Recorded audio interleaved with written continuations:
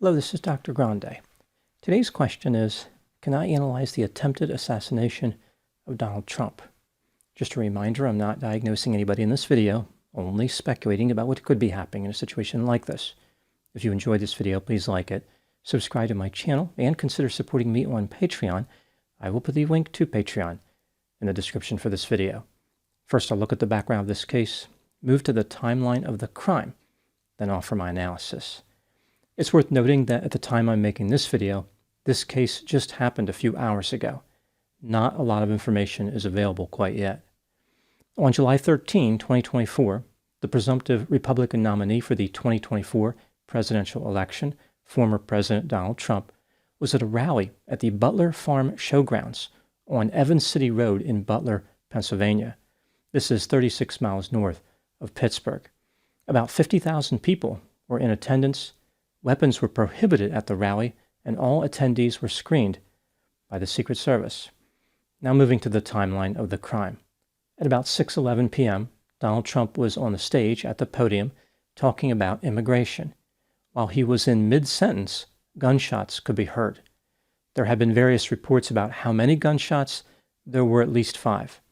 Later, the Secret Service indicated the gunshots came from an AR-15 style rifle. Trump could be seen suddenly grabbing his right ear before going to the floor of the stage. Secret Service agents quickly piled on top of him. Voices could be heard screaming, "Shooter is down." About 25 seconds later, Trump and the agents stood up.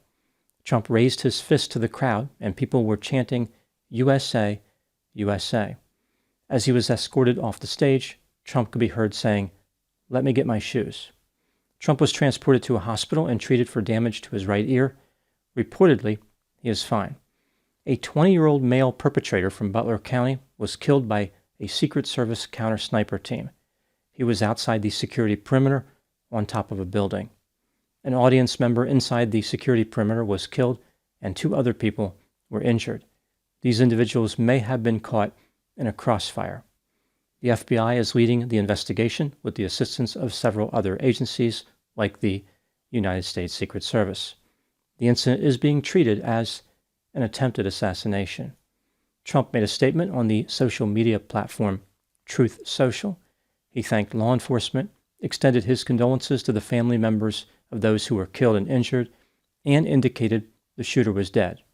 Trump said, quote, "I was shot with a bullet that pierced the upper part of my right ear.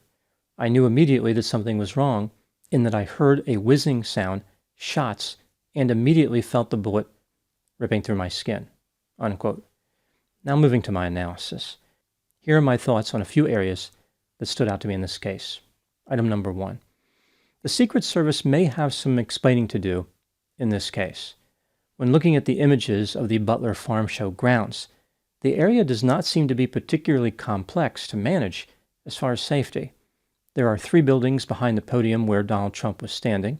A Secret Service counter-sniper team was on one of those buildings. There's a cluster of buildings to the south, a couple to the west, and a cluster of buildings to the north. The shooter was on the southernmost building of that northern cluster, about 475 feet away from where Donald Trump was standing. If a Secret Service agent or any law enforcement officer had been posted on that building, the shooter could not have carried out the attack from there. Based on the available evidence, there is no excuse for this failure. The Secret Service claims they are experts in protecting political figures, yet they don't seem to understand geometry. In addition to allowing the president to be shot, the agency is going to have to explain why an innocent person was killed in the crossfire. Item number 2, Donald Trump's behavior when he stood up with the Secret Service agents after being shot illustrates how he is a showman through and through, and how he never forgets his objective. He had the presence of mind to raise his fist in the air and create dramatic photograph opportunities, which will undoubtedly be used to promote his campaign. Furthermore, he understood the value of retaining his footwear. I think his reaction to the assassination attempt will be viewed favorably overall. He didn't panic. He took the opportunity to engage with the audience, and he later offered his condolences to the victims. Item number 3, how will this assassination attempt affect the election? In my opinion, at the time this rally took place, Donald Trump was already headed for victory. A lot can change between now and the election, but he was in good shape. Joe Biden has had a rough few weeks, and the scales appear to be tipping strongly in Trump's favor. This assassination attempt will strengthen the resolve of people who were already going to vote for Donald Trump. Maybe it will increase turnout among those voters. Undecided voters may connect with Trump's narrative that he has not been treated fairly and the opposition is corrupt. Trump has been called all types of names by his opponents. He has been accused of being a dictator, convicted of felonies in a shaky and politically motivated prosecution, and now someone tried to kill him. His opponents say that Donald Trump is a threat to democracy, yet he is the one who is being shot at. I think Trump can use this to his advantage to motivate undecided voters. I believe another factor will also be relevant. This one requires a bit of an explanation. My PhD is in counselor education and supervision, not in military history, but I have an interest in warfare and have studied it for most of my life. This includes tactics and strategies, aviation, naval forces, armor, artillery, small arms, and of course the events of wars and battles. In particular, I have an interest in World War II. The first book I read about combat was Sink the Bismarck. This was sometime around 1982 when I was 10 years old. One thing I've noticed from books, documentaries, declassified training videos, and first-hand accounts from World War II combatants is how Americans had a view of fairness, which affected combat effectiveness. Warfare is a messy business. It doesn't always happen like it is portrayed in the movies. In actual combat, soldiers are put in situations where they must kill under what appear to be less than honorable circumstances. For example, sneaking up behind an opponent and stabbing them in the back, throwing dirt in the face of an enemy and smashing them with a helmet, or ambushing an enemy after pretending to be dead.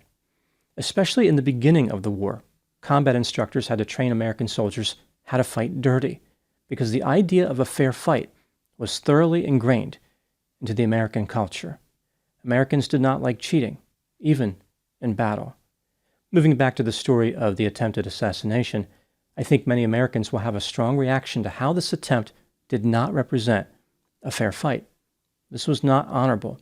This was not consistent with democracy.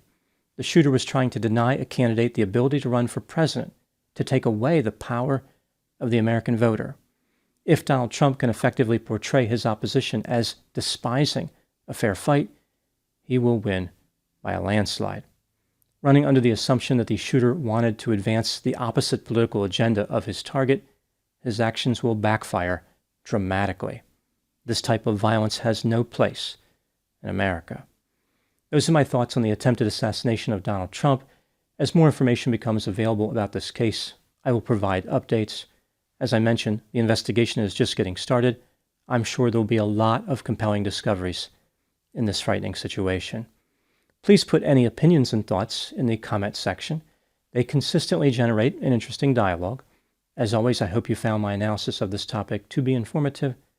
Thanks for watching.